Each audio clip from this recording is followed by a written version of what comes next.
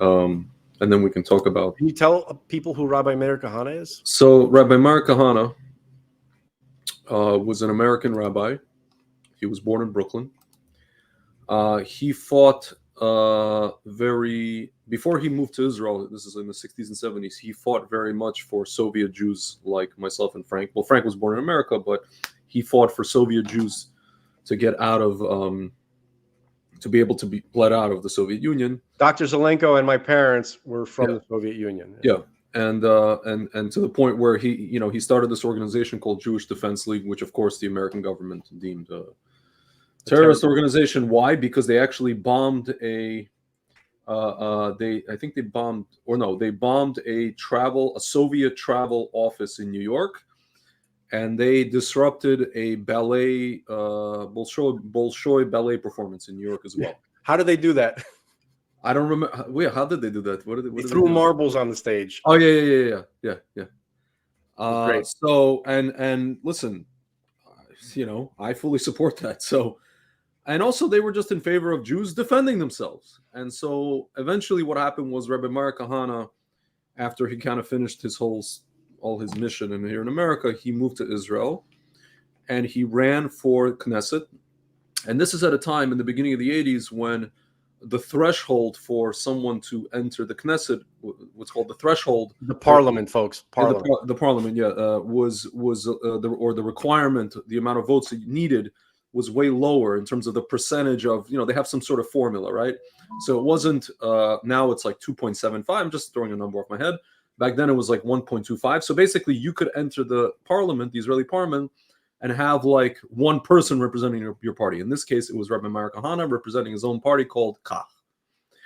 And it doesn't mean that he was the only one that ran for parliament, but he only got enough votes just to get in by himself. He got in once. He started what some would deem rabble rousing, which is essentially in his case just standing up at the podium and talking about how Israel should be run by Jewish values. We're not talking about theology. We're not talking about, God forbid, ISIS, all the rest of it. We're talking about just Jewish values, right? Certain Torah things when it comes to the economy, whatever it is, but just Jewish values. How do we fight our enemies? How do we fight our wars? How do we run basic morality and common sense. Yeah. And but not only that, but there are specific things that, for example, right? Somebody's coming to kill you. You rise up and you preempt them, right? What is that? That's not basic morality and common sense? It is, but most people today, right, and even back then, today it's don't shoot until fired upon. Don't fire until fired upon. Even that's lunacy. That is lunacy, but that's the way even the American military operates today, right? It's lunacy. So God forbid, Rabbi Meir Kahane got up and started saying all these things in the Knesset. People eventually, the first reaction was, a lot of these ministers would just stand up during his speeches and leave. Eventually, they got to a point where, based on certain things that he was saying, certain things during his campaigns, they banned him from running in the Knesset. This is the amazing thing I found about Israel. Like, I've never seen anybody being banned in America from running for president. Folks, it's what they're trying to do to Trump. Yeah. What they did to Rabbi Meir Kahane is what they're trying to do to Trump here. I mean, it's one thing. It's one thing if a person gets up and the people realize that what the person is saying that they don't like, they don't like what he's saying, so they just don't vote for him, right? But in Israel, the ruling class saw that a lot of the people liked what he was saying, especially the Sephardic Jews, because what was he saying? Hey, maybe the people that live among us are not here to live among us, right? The people who are not Jewish, mostly Arabs, most of them are pretending that they want to live among us, but secretly they want to push us out, or they want to kill us. Secretly, I don't know. No, meaning like most of the time, right? You have just kind of like this kind of lull, right? You have, let's say Arab citizens of Israel who live in places like Haifa and Nazareth and other places where, okay, they live over there, they do their thing, and we do our thing, and nobody, as we say in Russian, никто никого не трогает, right? Nobody touches anybody, right? Nobody bothers anybody. But every once in a while, there's a flare-up, and then you see the real feelings of these people come out, right? They don't want to be citizens. They don't want to be ruled by the Jews. can I clarify just quickly something? Yeah. Folks, for those of you who may not know, so you have the Hamas, right? You have the Arabs who live in Gaza, and then you have the Arabs who live in the West Bank. Okay, Judea and Samaria. Ridiculous terms. Okay, and they're not Israeli citizens. Okay, they don't want to be. These are the groups that want sovereignty, and then you have over 2 million Arabs who are Israeli citizens living in Israel proper. The whole thing is Israel proper, but what they call today Israel proper. Okay, so that's who he's talking about right now. Okay, and I would say the vast minority of them are just totally okay with living in the way that they live with the people who are they're only the minority. That's pushing it. Are okay with living on a Jewish government, even though they have, they have the best standard of Arab life in the entire Middle East, in the entire Arab world. They're given every single right. They're given privileges above Jews because the stupid Israeli government wants to show how forward thinking they are and sophisticated. Wonderful. Arabs are Supreme Court justices. Okay. There's an Arab Supreme Court justice that put a former Jewish Israeli prime minister in jail, and the point is they have representation in parliament, and they have access to every single resource and service that any Jew does. They're not required to serve in the army. Even though some of them do, but they're not required. I'm talking about that little minority, and that little minority that's okay living in a Jewish state are despised by the vast majority, even of the 2 million Israeli Arab citizens. That's a huge problem for the Jews in Israel. That's going to take a miracle, just like the rest of us. So basically, he was saying these things, and of course, eventually they banned him from the parliament. And then he started on a speaking tour. This is during the 80s. He started going on a speaking tour of college campuses in America, and not only speaking but debating. He debated at famously Alan Dershowitz. And then in 1990, November, or the 18th of Heshvan, which is literally today, they killed him. They sent a guy by the name of Al-Said Nosser, who actually was a disciple of the blind sheikh who planned the first World Trade Center attack to actually pull the trigger. But a lot of people suspect that it was somebody in the apparatus of Israel. I hesitate to say Mossad because a lot of people on this page are going to be like, oh, you see Mossad, this whole thing. Canard. Someone did that, send him, and Rabbi Kahane was killed at the Marriott Marquis Hotel at a talk that he was giving in New York. I know someone personally, a friend of mine in Israel, who was a worker for Hatzalah ambulance service at the time, and he tells me that Rabbi Kahane literally died in his arms. I actually know two guys who were there on the scene, who came to his aid. They're both now in their 50s. These guys, they were college kids at the time. They were volunteering for Hatzalah. One of the guys, by the way, he tells me that he works in high tech and startups in Tel Aviv, and he's afraid to talk about this, to even mention this about it, this event in his life to a lot of his coworkers and friends, because it's Tel Aviv. Why would he tell people that Kahane is they spread so much slander and libel about Rabbi Meir Kahane that they Rabbi Meir Kahane never said the following. This is what I hear from ridiculous people who believe slander. This is a quote attributed to Rabbi Meir Kahane, which is completely false. The only good Arab is a dead Arab. He never said that. He would never say that. He was a religious man. He was a God-fearing man. He's not a genocidal lunatic. He wanted Arabs. His whole thing was like this. Arabs, I could pull up videos where he literally says this. He's like, listen, Arabs have 22 countries. In the Arab League. Forget about Muslim countries in general. Correct. Arabs have 22 countries. The Jews have one. They can go, and somebody asked him, do you believe in a Palestinian state? He goes, yeah, I believe in a so-called Palestinian state in Jordan, Syria, or Lebanon. If you look at, I can show you guys, whoever's watching, there are photographs of people in Palestinians, what you call Palestinian tribesmen, standing at protests in Damascus, holding up signs saying, We are all Syrian. Yeah. We are all Syrian. We should play. We should play that clip. With the Palestinian leadership literally saying different things depending on who they're talking to. There's a clip that I put together. Jordanians, we're Syrians, we're Egyptians, we're Saudis. I call it the Palestinian multiple personality disorder. Yeah, so let me play this clip from Rabbi Meir Kahane. No, hold on. Just give me a minute. So I just wanted to summarize what you said. Okay. Yeah. So Rabbi Meir Kahane, he almost got 1/3 of the vote in Israel. That scared the Israeli political to become prime minister. Yeah. That scared the Israeli political class or the ruling class, which are not Jewish. Okay. They're actors, they're pretenders. Okay. That scared them so badly that they had him assassinated. Yeah. That's what happened. Yeah.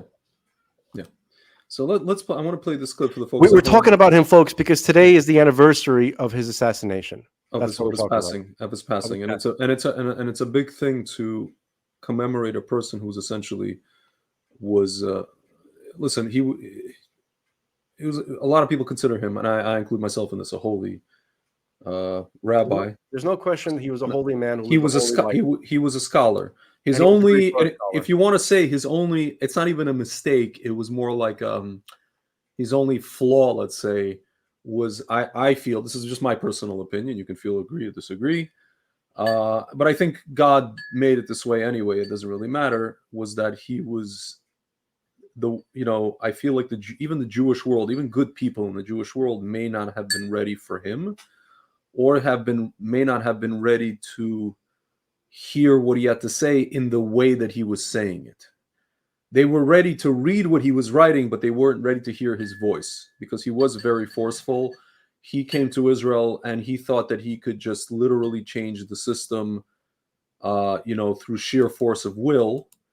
And I don't know if he nearly succeeded. No, he nearly succeeded, and I hesitate to say, oh, he didn't know what he was up against. He knew what he was up against, but he didn't know what he was up against. You know what I mean? He knew who these people were.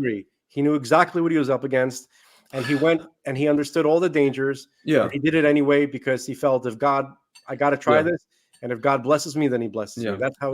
I think at the end of the day, when you look at the people that are still, if you look at like if you come up to people in the majority of the Orthodox world and ask them about Rabbi Kahane, most of them support him, except for a few schmucks here and there. Even the Hasidic Jews that we mentioned that are against the state of Israel, they know about Rabbi Kahane, even the Lubavitcher Rebbe, like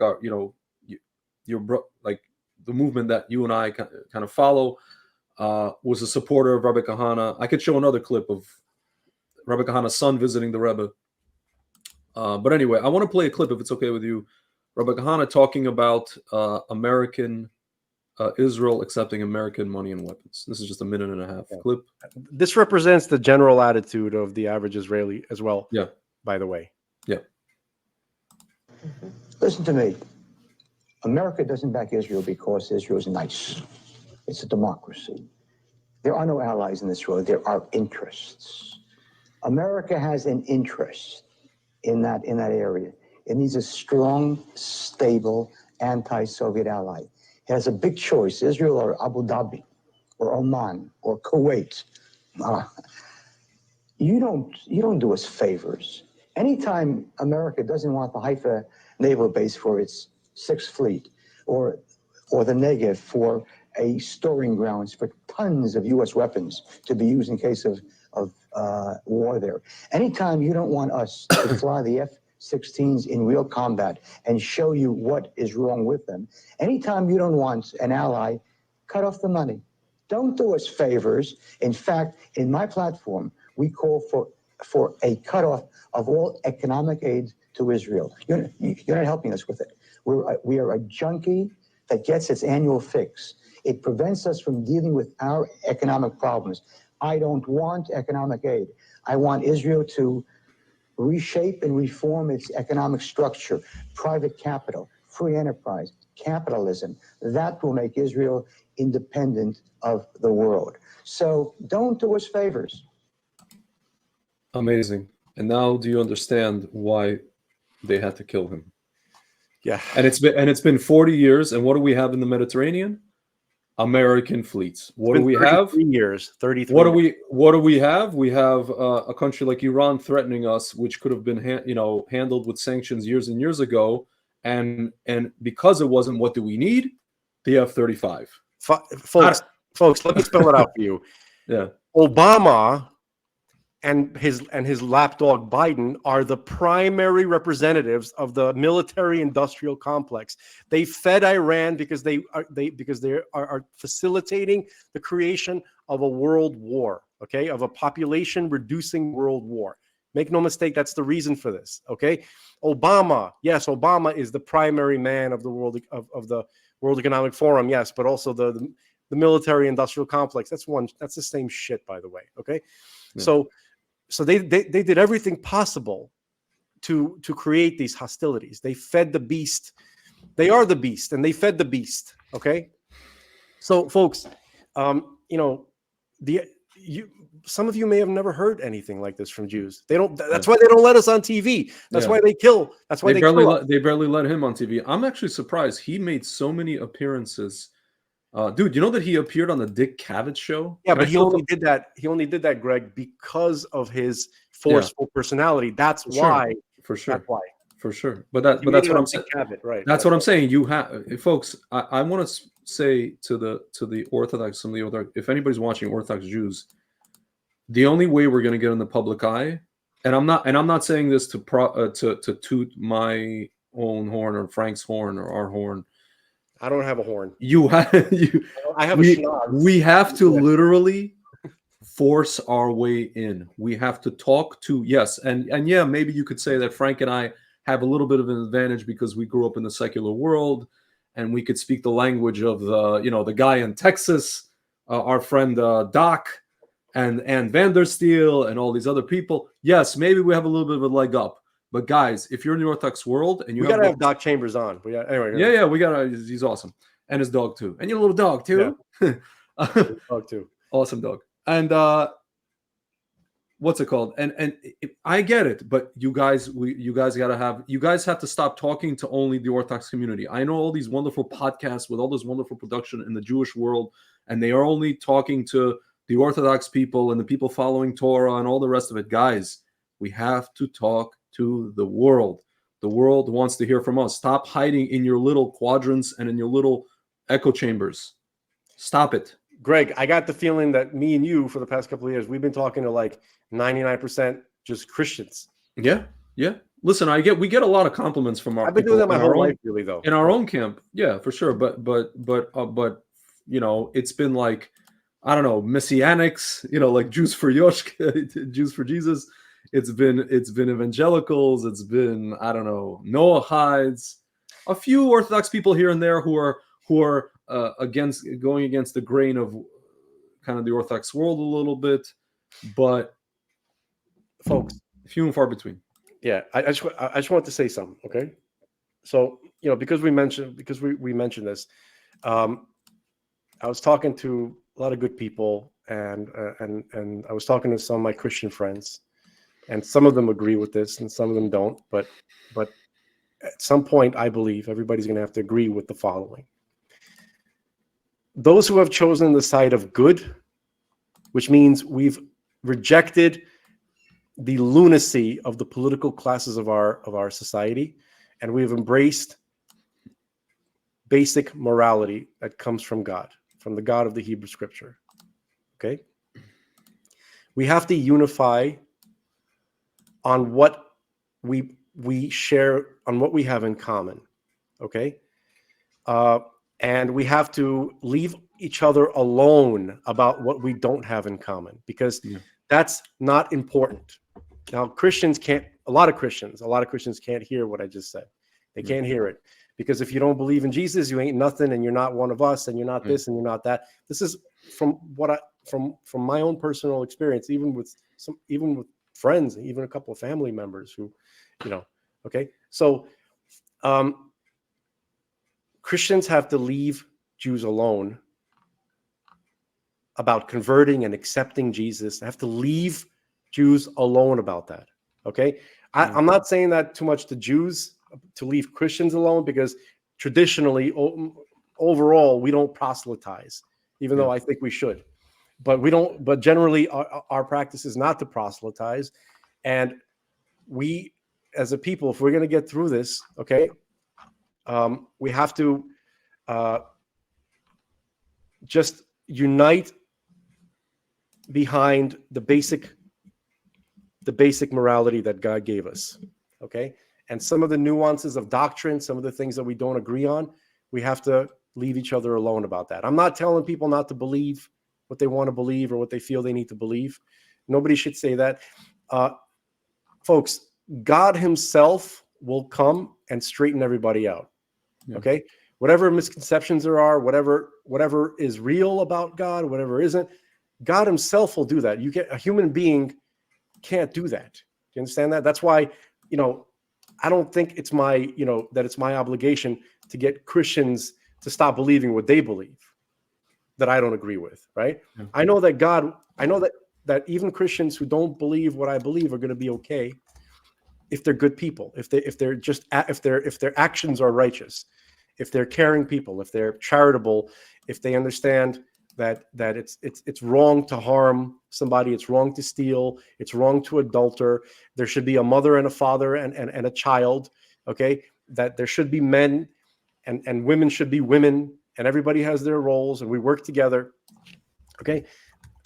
Basic common morality, okay? We have to, the people who are drawn to that, even if they're atheists, I'm not worried about the atheists either. If you have an intuitive connection to basic morality, right? Like you just feel it, right? And in your mind, like I believe atheists, they do believe in God. They're just not conscious of it, okay? Yeah. Because that connection to basic morality is more of a real belief in God than what some religious people claim, with grand statements, but their actions are different, okay? Yeah. So which is amazing, but there are some atheists who are more religious than some so-called religious people. Okay. Yeah. Yeah. Okay. So that's that we have to unite behind. Okay. And the only proselytizing I'm ever going to do to any Christian or anybody, is read the Hebrew scripture. If you claim that you believe that it's the word of God, read the Hebrew scripture in Hebrew. I was brought up in a secular family who didn't know nothing. I grew up, my first language was English. Well, Russian at home, but English. I was born in America, so I'm much more, English is my first language. I had to start from scratch learning Hebrew just like everybody else, okay? If I can do it, you can do it. If you care about the word of the word of God, then read it. Read the word of God. Read it in the language he gave it. He didn't give it for no reason in that language. There's a reason why, okay? And also, so me and my friend Max, and Greg is going to join us, we're actually doing Hebrew lessons on this channel where we go straight into the text, Genesis chapter 1, verse 1, and we start straight from the biblical Hebrew, and we go through it obviously at a snail's pace because we teach the letters, the sounds of the letters, the meaning of the letters, the vowels. We go through the verses very, very, very slowly, okay? So we're going through the Hebrew scripture in its original language, and if anybody is inclined to that, please join us. I'm not telling you what to believe; just read it. Yeah, that's all I'm going to say. Frank, if it's okay with you, I want to play some short clips of Rabbi Kahane talking about Soviet Jews and the situation with the Soviet Jews. So here he is talking about when he was released from prison in 1971. On bail after his arrest for missing a court hearing. Okay, January 1971. By the way, AP covered all these interviews, which I find to be incredible. This is actually back when they did journalism. I don't think they ever did journalism. No, relatively speaking, compared to today.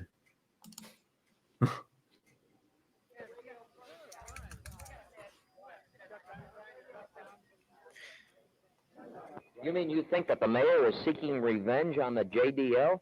I think that the mayor enjoys this opportunity to give to us what he has been hoping for a great many, many months. What action is the JDL going to take now? He's talking about Mayor Lindsay. Yeah. Washington, which was silent 25 years ago while 6 million died. Washington, which has been silent while 3.5 million Jews within the USSR have culturally faced genocide will in no way influence us. The cries of 3.5 million Jews are far louder than the bleatings of Foggy Bottom. We will do exactly what we have been doing. Foggy Bottom is the U.S. State Department. Until every Jew within the USSR who wants to go free will be free. You go on condoning acts of violence, sir? Excuse me. Visiting Soviet Jews say that you can only worsen their plight by those acts of violence. Those 3 Soviet Jews that have arrived here under the auspices of Jewish establishment groups do not in any way speak for the Soviet Jewish underground. We will be bringing over in the very near future young Soviet Jews who will tell things as they are and who will cry out for Jews to do whatever has to be done to save the Jews of the Soviet Union. What about the Jewish organization? What about the... Sir, I mean, what... You keep on condoning acts of violence and say you're going to continue to do so. Where is this all going to stop? Those who started condoning acts of violence are those who are in Washington, who have condoned the violence against 3.5 million Jews for all of these years. What we state to the Soviets is that they cannot have their cake and eat it too. Those who commit violence against Jews within their borders can fully expect, and rightfully so, violence in return. The violence will end when they end their violence. Frank, can I just say something? This was filmed for the folks at home. For those of you who don't know the history of this whole situation of the Soviet Jews, right? This was filmed in 1971. The first major window of when the Soviet Union started allowing swaths of Soviet Jews to leave. Like our parents. People like our parents, when they started allowing, even though we came in 87, my uncles came in 75 and 76, respectively. My parents came in 77. Yeah, but the first window was 1972. Yeah. Shortly after all of these acts were committed by the JDL. I wanna play another clip, and then we can talk about. Could I just mention something quick? Then you'll play the clip. I'll be quick. So my dad, when like many Jewish folks from the Soviet Union that were leaving the Soviet Union, they didn't go straight to America. They went through first. Some of them went to like Austria, in a refugee camp, basically a refugee situation, and then they moved to another refugee kind of situation in Italy, right? Yeah. And this whole time they were being questioned by the American intelligence. There were people working to see the background. Who are they? Are these terrorist infiltrators? Are these communist spies? And then, so my father was telling me about all the interviews that he was being put through and interrogations, right? And I was like, I asked him, this is many years ago. I was like, are you upset? He goes, no, thank God they were doing that. He goes, I was trying to run away from communists. Please please don't let, the communists come with us. We don't try to get away from those people. He was thrilled that he was so happy while it was happening. And I can show a clip. I hope because of that. Based on what you're saying, I'm going to show a clip from the movie Moscow on the Hudson with Robin Williams. It's a true story. True. Yeah. 100%. So here, this is another clip, also AP, talking about the bombing of the Soviet airline offices. I was in trouble, it was an airline office. I think this is in, what year is this from? 1970. Well, around the same time, November 1970. Unbelievable, 50 years ago. 53. Nothing has changed, really, if you think about it. Yeah. Aeroflot. Aeroflot, the Soviet. Yeah. It still exists, by the way. It's their main airline. They fly to Israel from Moscow. Nothing much has changed in Russia since the supposed dissolving of communism. No. Same people in charge. Yeah. The same types. Same poverty. Same personality types. Yeah. The same actions, the same support, the same alliances. In Russian, we call them savki. There you go. This is when the cops actually did sort of did their jobs in New York. What about this bombing early today? Is your league responsible for it? We have no knowledge of who committed the action, but we applaud people who, when they see that there is no form of democratic protest allowed within the USSR are forced because there is no other choice to the kinds of actions which bring the news media down so that the world can hear about the oppression of Soviet Jewry. What would you say to you know that there are Palestinians that use this as a model for what they're doing? That's let's say horseshit. it's if some crazy jihadist bombs something, he'll say, "I am doing this for the plight of the Palestinian people." That's a complete lie. I know it's a complete lie. lie. The Arabs have been doing this kind of terrorism for hundreds of years before Kahane was even existed. Okay, folks, just so you understand, like, unfortunately, throughout Jewish history, in the diaspora after the expulsion from Israel, we were not a pushover people, right? And if necessary, we went to war, and that has been gradually over the course of history beaten out of us. It was bred out of Jewish people because our leadership, in order to survive in hostile surroundings, we were always told to keep our head down and don't respond to beatings. Just that was a lot of our leaders. Listen, it's hard for me to judge them sitting from this point in history, on this point in the timeline, but but that's for a couple of thousand years how essentially Jews were bred. Now, so in America,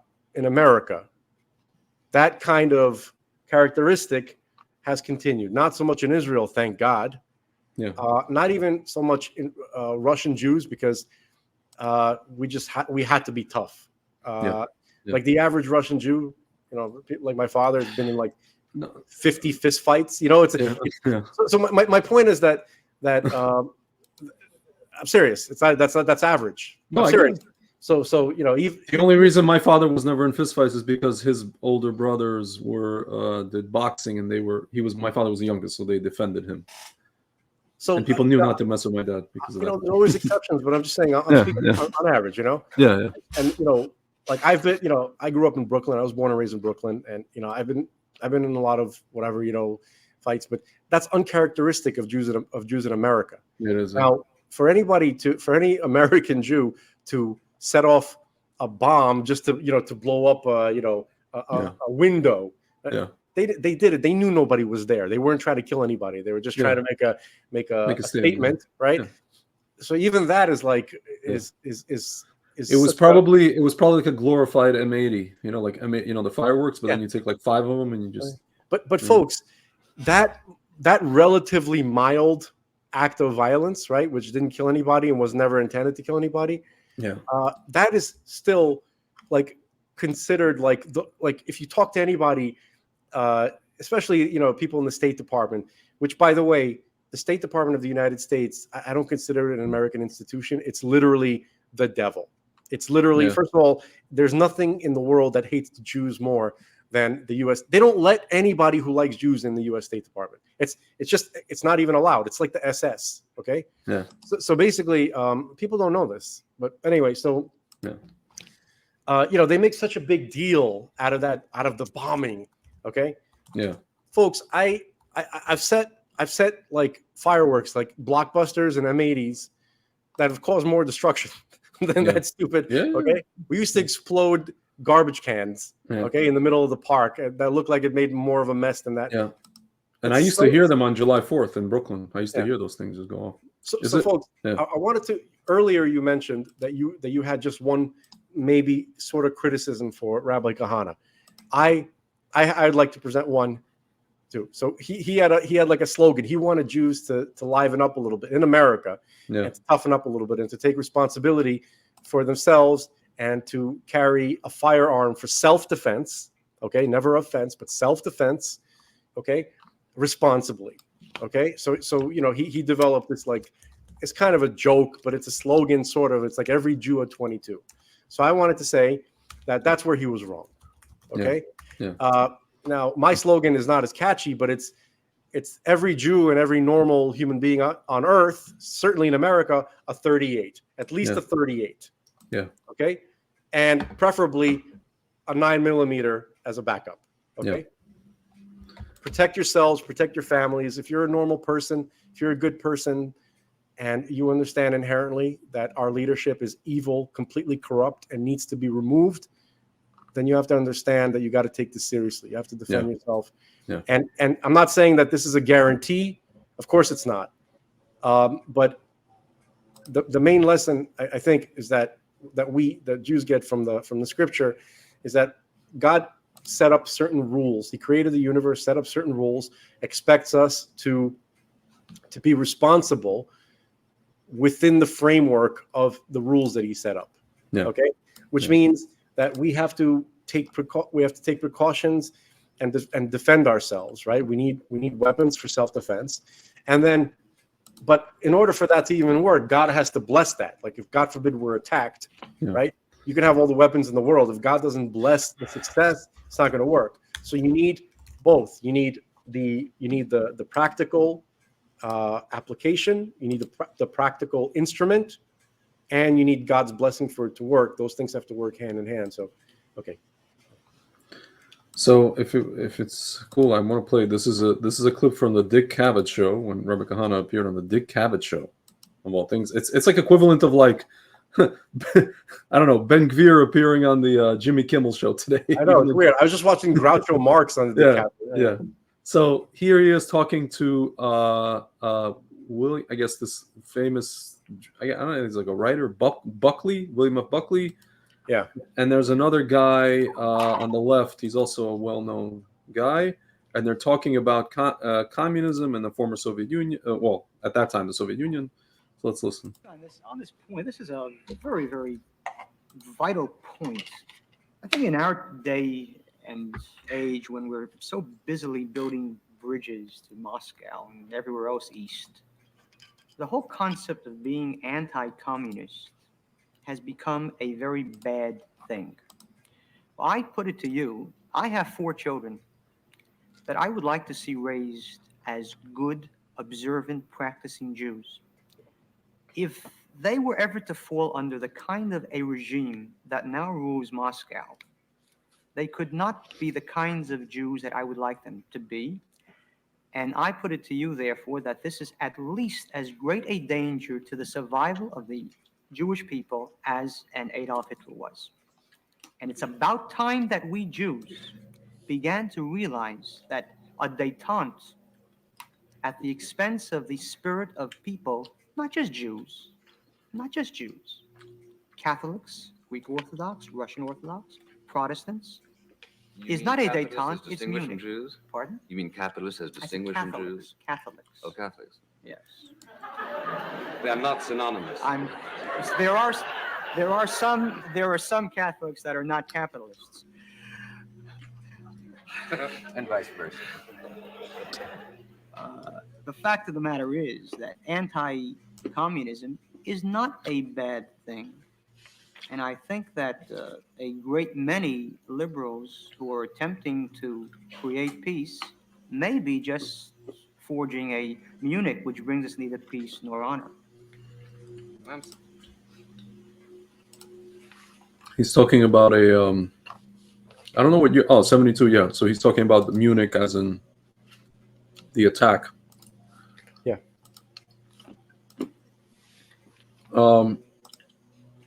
If you want, we can watch a clip of him talking on 60 Minutes in 1985. Folks, I want you to write letters to my colleague here, Greg, about his professional. I'm so sorry. I'm just trying to keep my energy up, so I'm eating chocolate. Greg Lauren at or 555 Fair Lawn Drive. Dude, why? My friend is doxing me. He decided to dox me. That's a fake address. 555. That's what they do in the movies. You know, every phone number. 555. Yeah. 555. Yeah. By the way, somebody posted a thing. Just real quick, a student in the Kol Torah Yeshiva in Jerusalem approached his Rosh Yeshiva, like the head of the yeshiva, Rav Shlomo Zalman Auerbach, and asked him the question: may I leave my Torah studies in the yeshiva to go for a short visit and pray at the graves of tzaddikim, righteous people, in the Galilee, northern Israel? Because there's a lot of graves over there of people from the Talmud. Rabbi Auerbach answered, "It is better to stay in yeshiva and study Torah." The student replied, "Isn't there a time I can go to visit the graves of the tzaddikim? Doesn't Rav Auerbach go and pray by the graves of the tzaddikim?" Rav Auerbach answered, "In order to pray at the graves of tzaddikim, one doesn't have to travel up to the Galilee. Whenever I feel the need to pray at the graves of tzaddikim, I go to Mount Herzl, the national cemetery for fallen IDF soldiers in Jerusalem, to the graves of the soldiers who fell al Kiddush Hashem, sanctifying God's name, for the sanctification of God." So that's something to consider.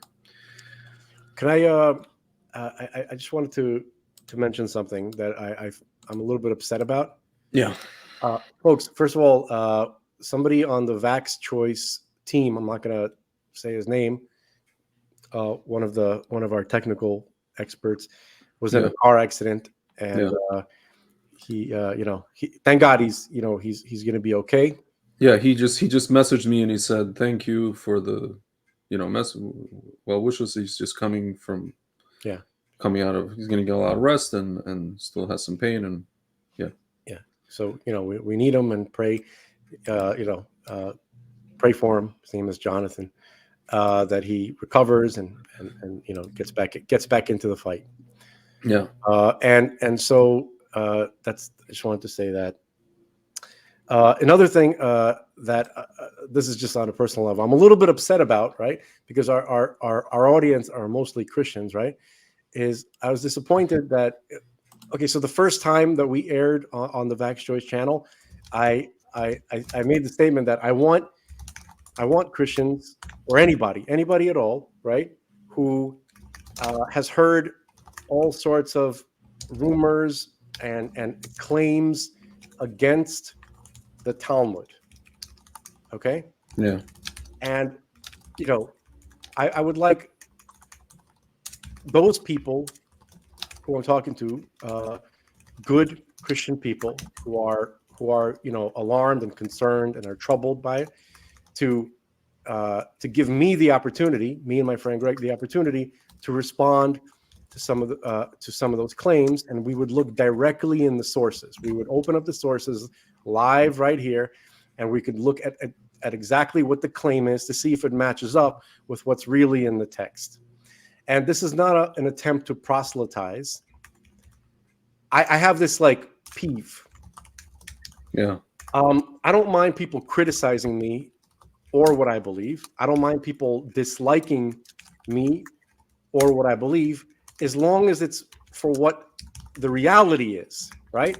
Like if I tell you I like pickles in my burger and that disgusts you, at least you're disgusted by the reality that, yes, I am a person who likes pickles in my burger. You know what I mean? That's real. I don't mind that. Listen, people, everybody, taste is, what do they say? What's the thing? It's no accounting for taste. I don't know if I can hear my voice over Greg's typing. Sorry. Folks, write to Greg, please. Write send a 555 Fair Lawn Way. All right. Okay. Pennsylvania, PA. Okay. Anyway, so I wish I was in Pennsylvania. You got a gun. Right.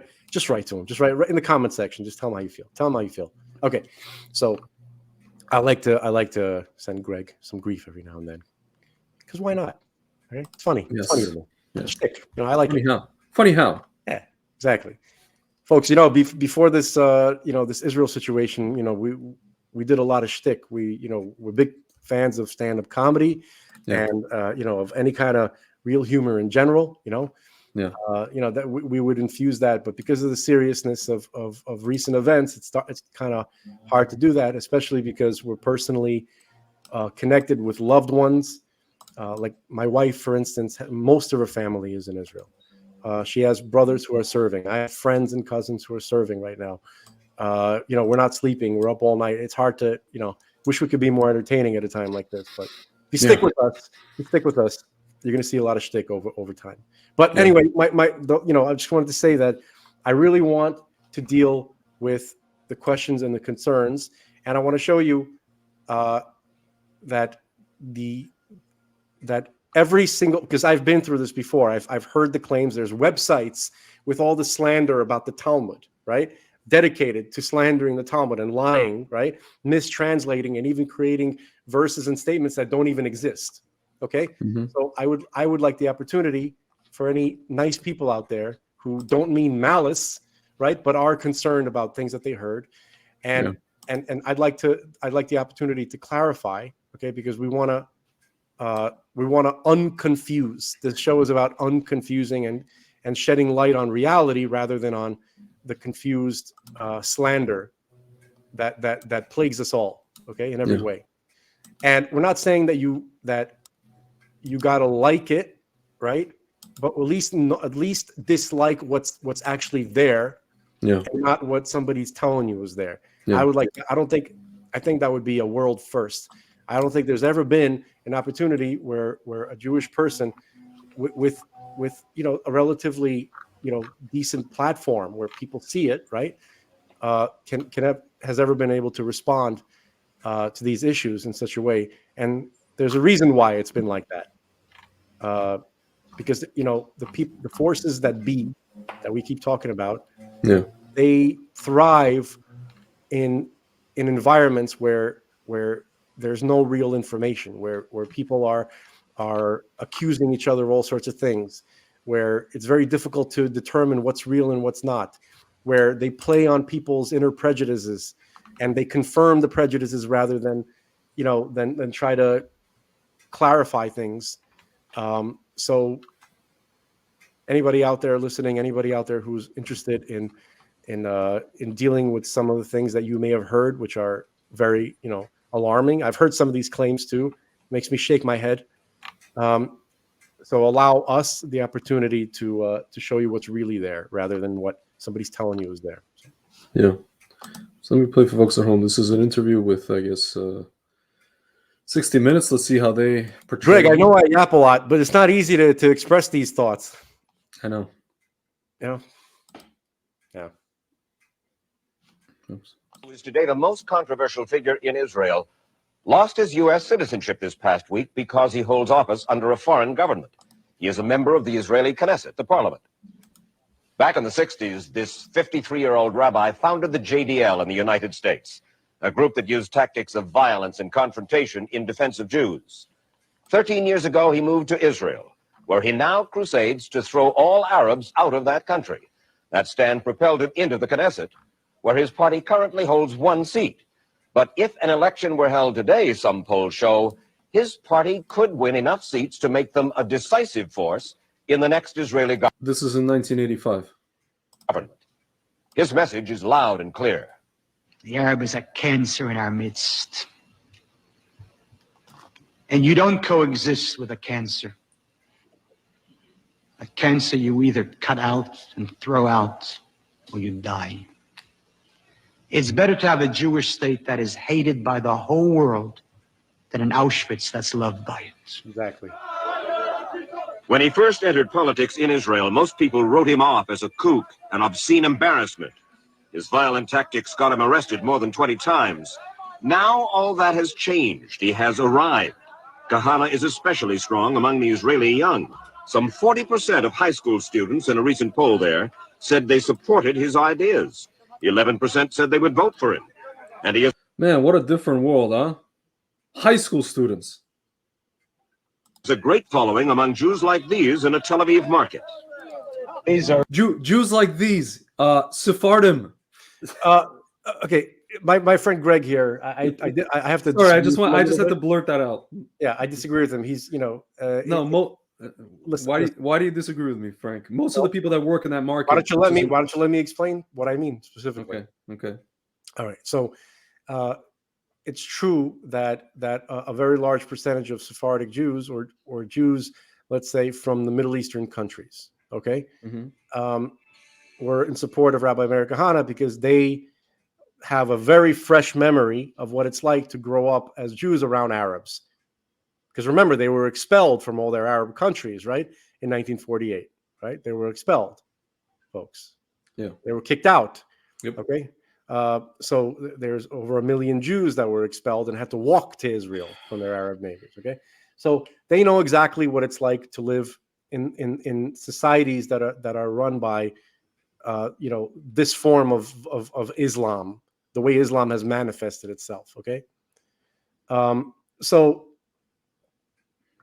they understand that, but also there's plenty of Ashkenazi Jews, okay, that supported him too. Rabbi Kahane himself was an Ashkenazi Jew, okay, like myself and my colleague here and my brother, Dr. Zelenko, okay.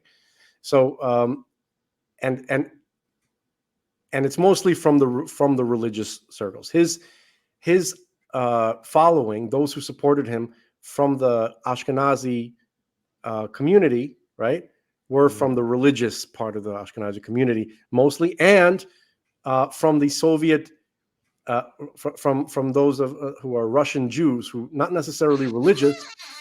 Okay, so he got a ton of support from both Ashkenazi and Sephardic.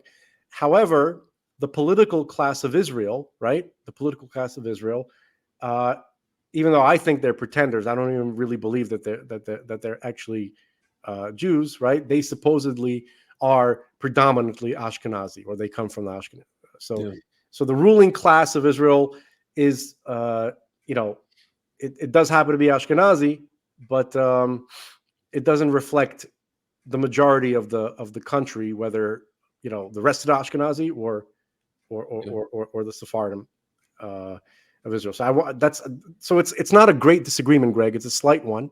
Yeah. But my friend Greg is very disappointed with the Ashkenazi community. No, I'm not disappointed. I'm just trying to say that most of the people that work in that market are Sephardic Jews. The people that work in that shuk. In this particular, that's what I was trying to say. Yeah, that's all I was trying to say. I wasn't talking about society at large. Well, it wasn't clear. Okay. But you did not let me finish. But anyway, I'm confused. You confused me. It was all very confusing. No, I didn't confuse you. You're confused. I'm confused. It was all very. You just have to listen. We got to play that scene again. Yes. All right. These are Sephardic Jews, and they come from Arab countries, and they know what Arabs are, and they never again want to live under Arabs, and that's why they're my people. Because I say what they think in their hearts. If one Arab tell you I like Jew, this is not true, and I tell you why. They grow up and what they think: to kill Jew, to put a grenade, to shoot with RPG. Well, what they study, this is from Lebanon. They always want to kill us. If someone wants to kill you, kill him before he kill you. They want the Arabs out. Even that guy, what did he say? He said a Torah principle. If someone wants to kill you, kill him before he kill you. Folks, isn't it amazing that's a Torah principle? Isn't that the most common sense thing ever? Okay, so everybody, self-defense. Anyway, so I do want to say that Rabbi Kahane,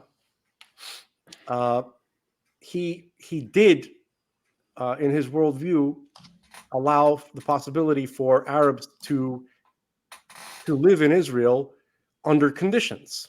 Yeah. The conditions which are mentioned in the Torah. All right. There's an entire institution. There's an entire type of person that exists that is mentioned in the scripture. All right. In Hebrew, it's called the Ger Toshav, right? Mm-hmm. Which is it's unfortunately tragically translated as resident alien. Yeah. Okay. It's a terrible thing, because it says that if a person comes, this is what the scripture tells us. This is, in fact, the whole reason for the existence of Israel and for the Jewish people, right? What is our reason? What is our purpose? What do we, aside from being an example, right? We have to be welcome, right? When the country is run according to the Torah correctly, we have to be welcome to non-Jews. We have to. If non-Jews come to us from other countries, and they say to us, and just put this in the right context, folks, for a minute, okay?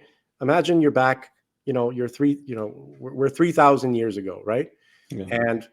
And non-Jews come to the land of Israel, and they say, I reject the false gods, I reject idols, pagan idolatry, the Canaanite religions, the religions of Egypt, right, which involve human sacrifice and sexual immorality and other disgusting things, okay? Mm-hmm. I reject that, and I want to learn and connect to the creator of the universe.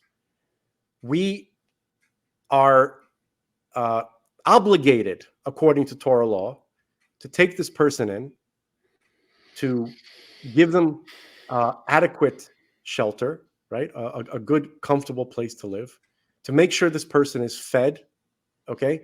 And not just barely living, but comfortably fed, satiated. Yeah. Okay, and we are to provide whatever spiritual needs that the person has. Okay, in there. And again, this is not a convert. We're not talking about somebody who's converting to Judaism, which is also an option. But that's not, we're not even talking about that. God never required conversion. Okay, so and we have many verses which tell us about how that we're supposed to take care of this ger toshav, this non-Jew who lives among us, who's embraced the basic laws of Noah, right, which is basic morality, which overlaps with the Ten Commandments. Okay, and they want to learn about they want to learn about and serve the Creator of the universe. Okay, yeah. So we're supposed to take care of that person. We're supposed to keep that person fed. We're supposed to, embrace them. And the verses actually say, this person is your brother. Okay? So if a person has, let's say, is a Muslim, if they're an Arab or a Muslim, right? And they reject, the parts of their religion which say you have to kill the enemy, you must kill everybody, you have to, if a land was dominated or it was controlled by Islam at some point, you must fight and kill everyone until you regain it for, there's a lot of things in the Muslim faith that people, if they embrace those aspects of their faith, then they cannot live with Jews. It's impossible. It's literally antithetical to peaceful existence. We don't have to tolerate that. No normal country has to tolerate an entire group of people, a culture, an entire culture which wants to destroy the culture. From within. Yeah. From within. That should never be tolerated, ever.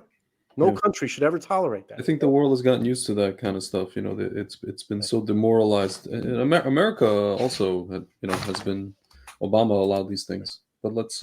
So, by the way, there is a talk show where Rabbi Kahane was describing exactly what I just said about this person. So not just Arabs, but anybody from any place in the world who wants to come, you Eskimos, people from Swaziland, whatever. If they come and say, I reject the paganism of where I'm from, I want to learn about the Creator of the universe, I want to follow his basic laws of morality. This person is called our brother, and we have special obligations to these people. And Arabs could easily, if they decided to do that, could easily, live in peace with us easily, even under a religious, especially under a religious, Torah-observant government. All the conflict comes from these secularists. They facilitated all of this. Yeah. All right, let's continue here. Out of here. And until someone says it, they won't back him. I come and I say, Aravim Achutza, Arabs out, that's what they want. Arabs are the fellow human beings of Jews. Are they somehow not as good? Not true at all. It's precisely because I respect the Arab and know that the Arab sincerely believes that we Jews are thieves, all of us. He sincerely believes that we are thieves. We came to the country in 1880. There was a majority of Arabs. And you sincerely believe that they are thieves. They drain our money. They steal our land. They kill our children. And therefore it's an immutable problem. It's an immutable problem. And therefore I want them out in any one of their 22 countries. May God bless them all. And just leaving my one country. But you don't expect them to go. Of course not. I expect to throw them out. Israelis have always delighted in a good political ruckus. Can I say one thing? I think I mentioned this before. No. My parents have a friend, non-Jewish guy, Russian guy from Moscow, who's married to a Jewish woman, and he came up to my mother one time at a gathering, at a party, and he said, if you guys, after you beat the Arabs in 1967, if you guys would have sent them on packing to Jordan, to Syria, to Lebanon, because really, had they beaten us, that's what they would have done to us, right? They would have done much worse. Much worse. We would have drowned in the sea, literally. We would not have said anything to you. He's talking about from the perspective of a Soviet citizen who were just before the war and during the war screaming Israel, Jews in Israel are the aggressors. But he goes, after you guys defeated them, we saw how tough you were, and we saw that you could not be messed with, and we thought that you were going to kick them out. Everybody thought. They thought you were going to kick them out. And you didn't. You let them back in. There's like this, I'm always reminded of this press conference. There's a coach, football coach, Dennis Green, and his team, the Arizona Cardinals, this is a few years ago. They led the Bears by like 30 points at the half, and the Bears came back and they won. So Dennis Green comes on, in the press conference after the game, and he goes, because they were good. They were a good team, the Bears, but they had them, they had them pinned down, right? And then they let them off the hook. And he goes, this team is who that we thought they were, meaning they are good. And we had them, and he goes, and we let them off the hook. And he just kept going. We had them, and we let them off the hook. Like, can I show for the folks at home? I don't think we need to see any more of this. Can I show for the folks at home? These are cartoons that were drawn in the Arab world just before, a few years before, and during the 6-Day War. Yeah. And just so people understand who we defeated, what was the intention of the people that waged war on us, who we defeated, and who we let off the hook, and who the world today wants us to let off the hook again, who are actually, in my opinion, worse than. Which is we shouldn't even speak about what the world wants. It doesn't. Yeah. I know. I'm just trying to give people God wants. I know. I'm just trying to give people some perspective so that they understand, like, who people who are answering these beasts in social media, not to answer them. Why? Okay, you see this photo? This is the cover of a primer, Salem in the army, used to teach reading and writing to Syrian soldiers. This is a soldier trampling on a, I guess what looks like a remainder of an Israeli flag. This is a photo. After a summit meeting in Cairo, the heads of the Arab states are hurling stones into the deep, into the sea. You see there's a Jew, and there's like he's tied to stones.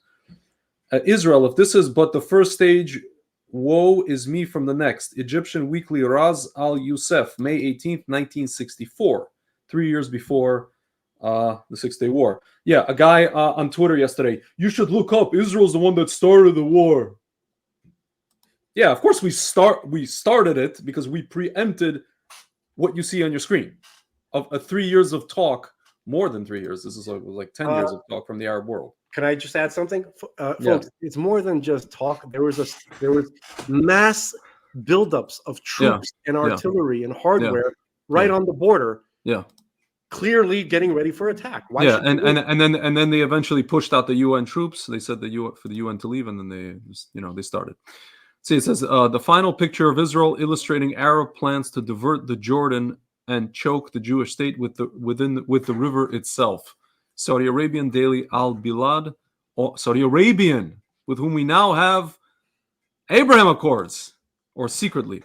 Daily Al Bilad, August 15, 1964.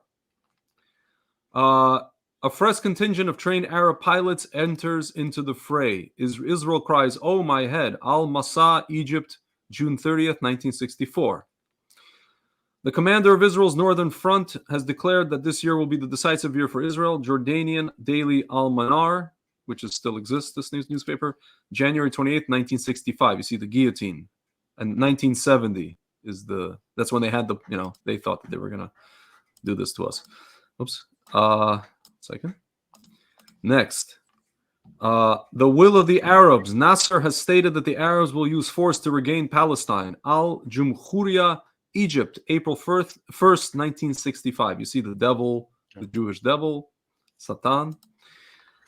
Israel is attempting to achieve balance of power with the Arabs. The Arab reply, this will be the only balance. Egyptian Review, Roz el-Youssef, February 14th, 1966. Getting closer. You see, it's a rabbi.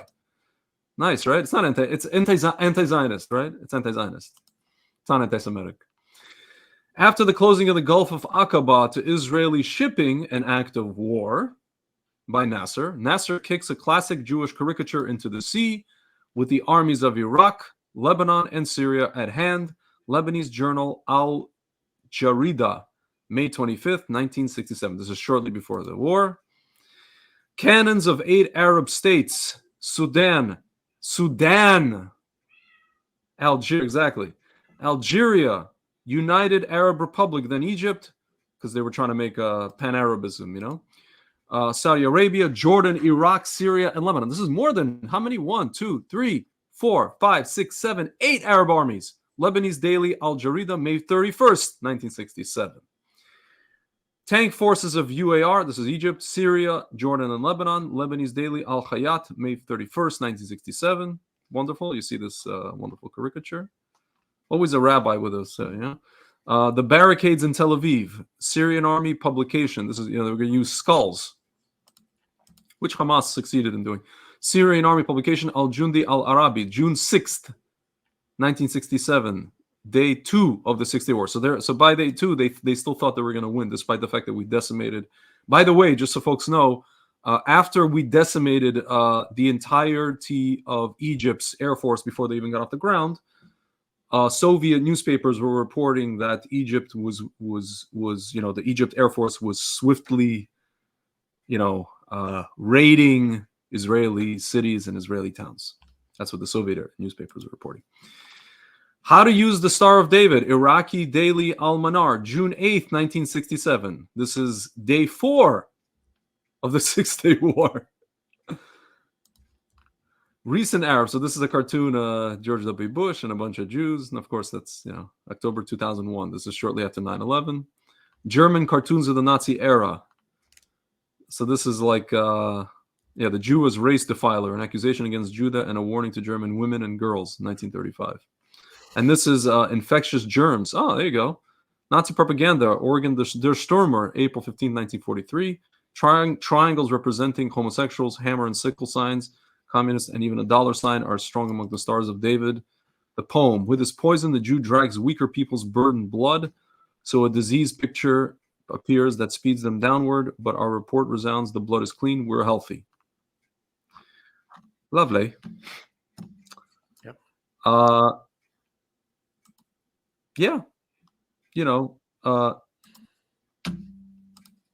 and by the way, folks, where do you think, like today, you hear on college campuses, again, people chanting Israel's the oppressor and all the rest of it.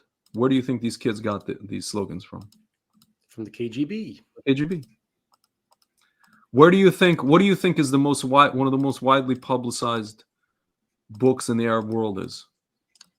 Mine, probably the Protocols of the Elders of Zion and Mein Kampf. Correct. Yeah. So, my friends, Free Palestine, all the rest of it. You're just on the wrong side of. First of all, we've heard this all before. We've heard this all before. This is nothing new to, at least to me and Frank and his parents and my parents. And you're on the wrong side of history. You're going to lose. It's going to take some time, but you're going to lose.